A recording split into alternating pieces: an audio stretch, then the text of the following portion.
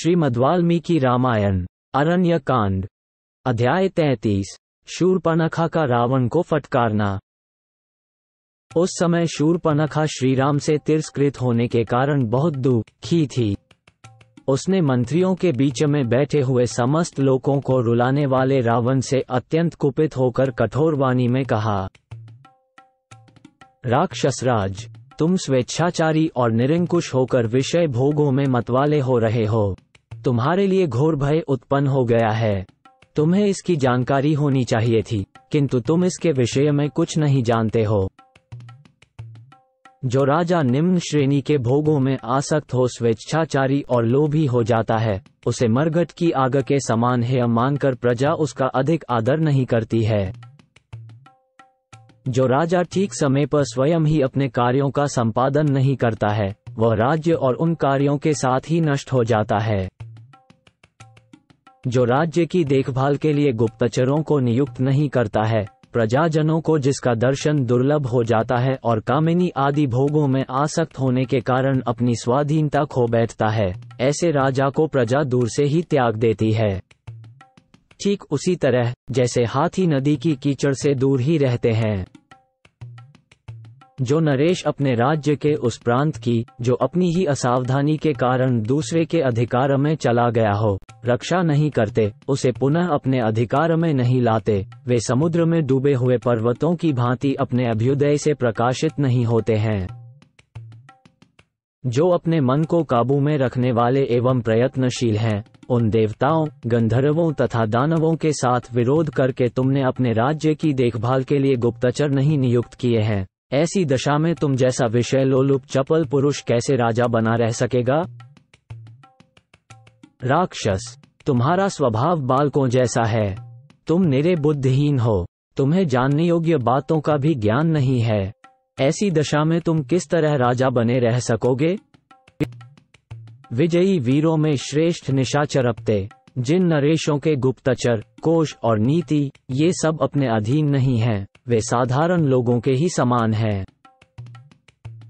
गुप्तचरों की सहायता से राजा लोग दूर दूर के सारे कार्यों की देखभाल करते रहते हैं, इसीलिए वे दीर्घदर्शी या दूरदर्शी कहलाते हैं। मैं समझती हूँ तुम गंवार मंत्रियों से घिरे हुए हो, तभी तो तुमने अपने राज्य के भीतर गुप्तचर नहीं तैनात किए हैं।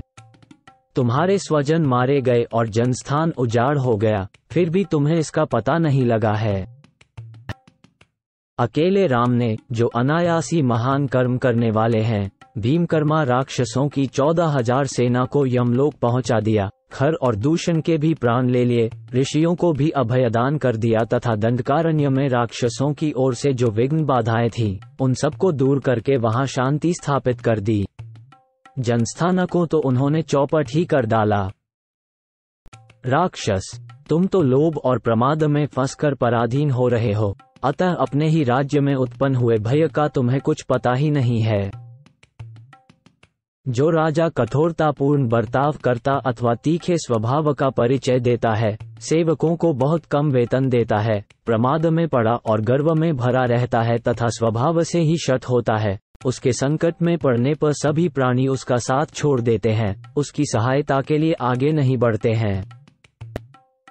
जो अत्यंत अभिमानी, अपनाने के अयोग्य, आप ही अपने को बहुत बड़ा मानने वाला और क्रोधी होता है, ऐसे नर अथवा नरेश को संकट काल में आत्मीय जन भी मार डालते हैं।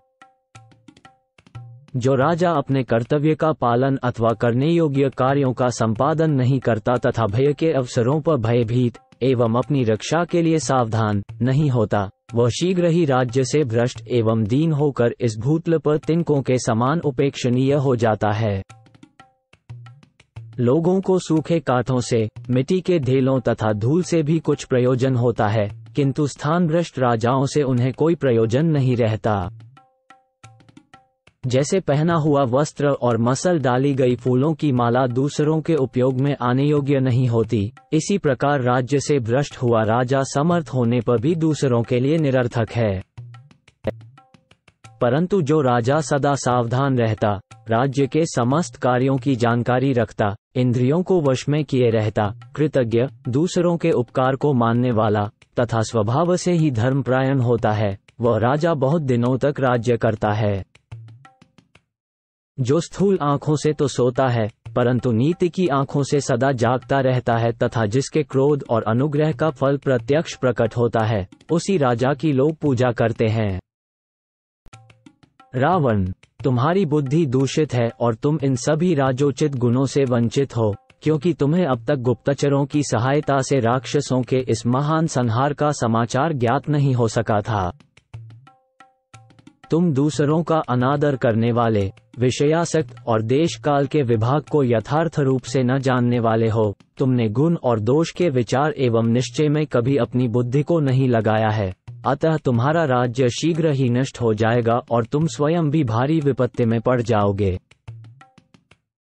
शूर्पणखा के द्वारा कहे गए अपने दोषों पर बुद्धिपूर्वक विचार करके धन, अभिमान और बल से संपन्न वह निशाचर रावण बहुत देर तक सोच विचार एवं चिंता में पड़ा रहा।